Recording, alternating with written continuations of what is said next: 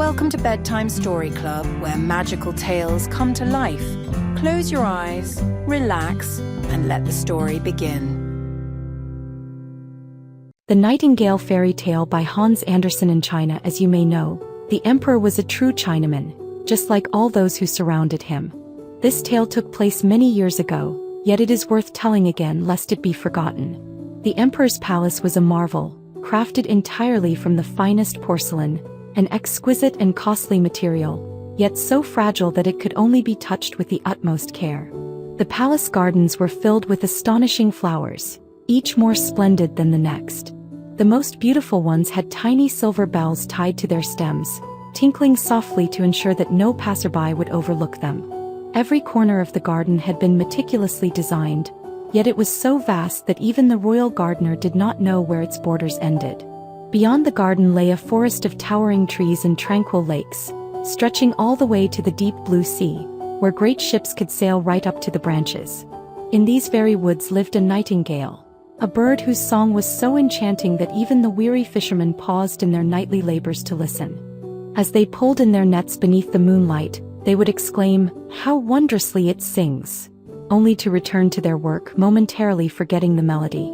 But when the night came again and the nightingale's voice floated through the air, they would repeat, "How wondrously it sings!" Travelers from all corners of the world visited the emperor's city, marveling at the palace and its gardens. Yet when they heard the nightingale's song, they declared, "Nothing compares to this." Upon returning home, they spoke of its beauty, and scholars wrote volumes describing the wonders of the imperial city. Yet above all else, it was the nightingale that captured their admiration. Poets composed verses about the little bird that sang in the woods by the endless blue sea. Their words spread far and wide, eventually reaching the emperor himself. Sitting upon his golden throne, he read page after page, nodding approvingly at the praise bestowed upon his city, his palace, and his gardens. But then he reached a passage that proclaimed, "Above all, the nightingale is the greatest treasure." "What is this?" the emperor exclaimed. "A nightingale? I have never heard of such a bird. And it resides in my own kingdom within my very gardens, and yet I know nothing of it? How is it that I must learn of this from a book?" Without delay, he summoned his chief attendant, a man so dignified that he refused to answer questions from those beneath his rank, offering only a curt "P" as a response. "It is said that a remarkable bird, the nightingale, dwells here," the emperor declared. "The world considers it the greatest wonder of my kingdom. How is it that I have never been informed?" "I have never heard mention of such a creature," replied the attendant. "It has never been presented at court. I command that it be brought before me this very evening to sing," the emperor decreed.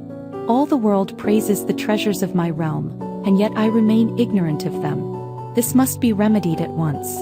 The attendant, bewildered by this request, hurried through the palace corridors, up staircases and down, questioning every noble, servant, and guard he encountered. Yet none had ever heard of the nightingale.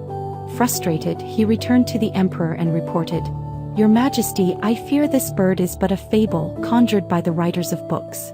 One must not believe everything that is written. Many tales are mere fantasies." The emperor frowned. "But this book was sent to me by the mighty Emperor of Japan.